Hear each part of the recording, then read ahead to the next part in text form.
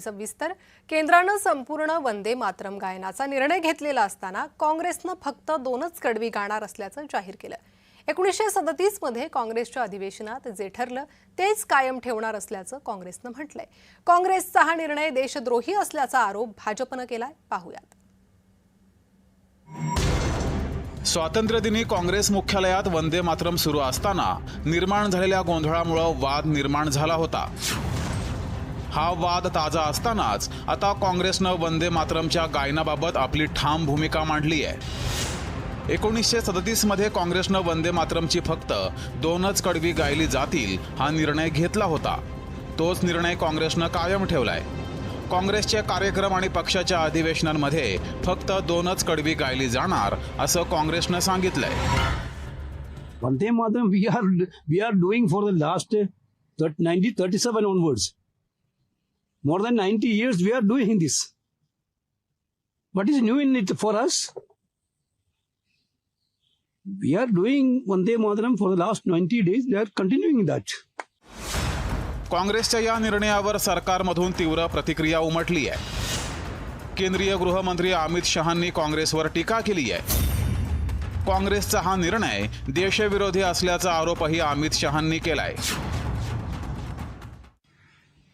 उन्होंने अपनी पार्टी के 37 के रिजोल्यूशन को फॉलो करते हुए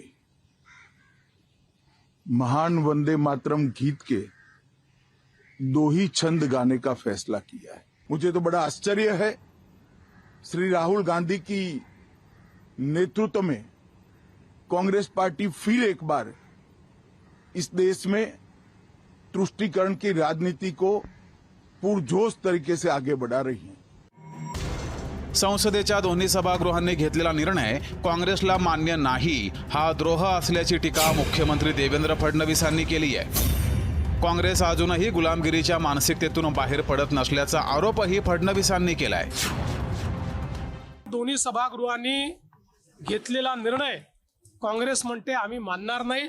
संविधानाशी हा द्रोह आहे, भारतरत्न डॉक्टर बाबासाहेब आंबेडकरांच्या विचारांची हा द्रोह आहे आणि खऱ्या अर्थानं गुलामगिरीची मानसिकता हे अजूनही इंग्रजांच्या गुलामगिरीच्या मानसिकतेमध्ये आहे।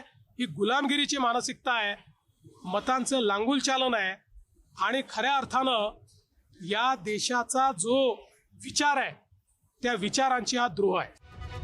काँग्रेस मुख्यालयात वंदे मातरम सुरू असताना झालेला गोंधळ तांत्रिक होता असं सांगून काँग्रेसनं सारवासारव केली होती। आता मात्र काँग्रेसनं संपूर्ण वंदे मातरमला विरोध करून सत्ताधाऱ्यांच्या हाती आयतच कोलीत दिल्याचं बोललं जाऊ लागलंय। ब्युरो रिपोर्ट, जय महाराष्ट्र, नवी दिल्ली।